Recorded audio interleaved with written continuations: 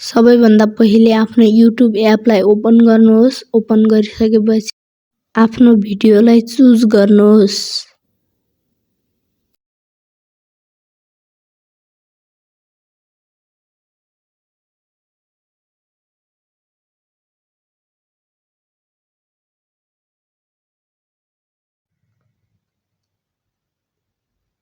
Video choose गरिसकेपछि done गर्नुहोस्। केही समयको प्रोसेसिङ पश्चात भिडियो बन्छ र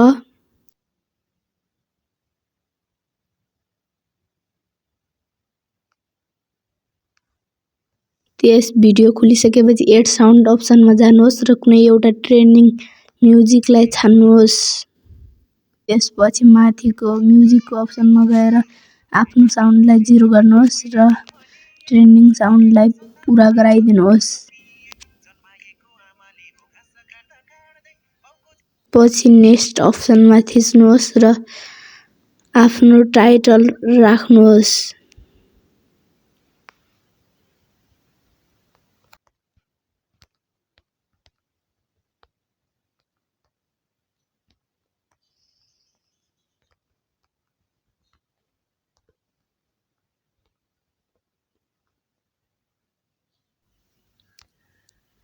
टाइटल राखिसकेपछि एउटा इमोजी छान्नुहोस्।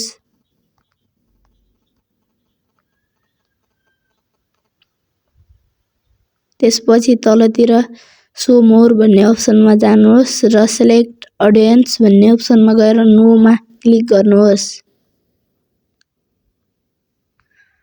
त्यसपछि सेट भिजिबिलिटीमा गएर प्राइभेट होइन, पब्लिक पनि होइन, अनलिस्टेडमा पोस्ट गर्नुहोस् र अपलोड सर्ट थिचिदिनुहोस्। त्यो भन्दा पहिले आफ्नो टाइटललाई कपी गर्नुहोस् र एड डिस्क्रिप्सनमा गएर पेस्ट गरिदिनुहोस्।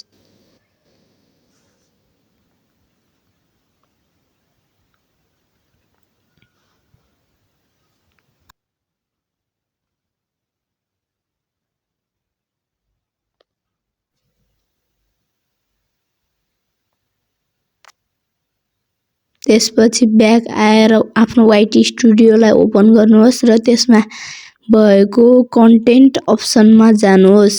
कन्टेन्ट अप्सनमा गएपछि उक्त भिडियो अपलोडिङमा देखाउँछ र भ्यू अल सर्ट्समा जानुहोस्।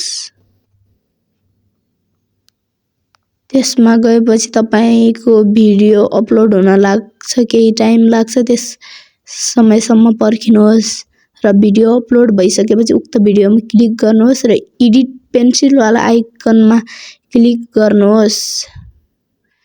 त्यसमा क्लिक गरिसकेपछि भिडियो खुल्छ र त्यसको भिजिबिलिटीमा गएर पब्लिक गरिदिनुहोस् र ब्याक गरेर सेभ गरिदिनुहोस्। यसरी भिडियो पोस्ट गर्दा तपाईको भिडियो सिधा सर्च फिडमा जाने गर्दछ।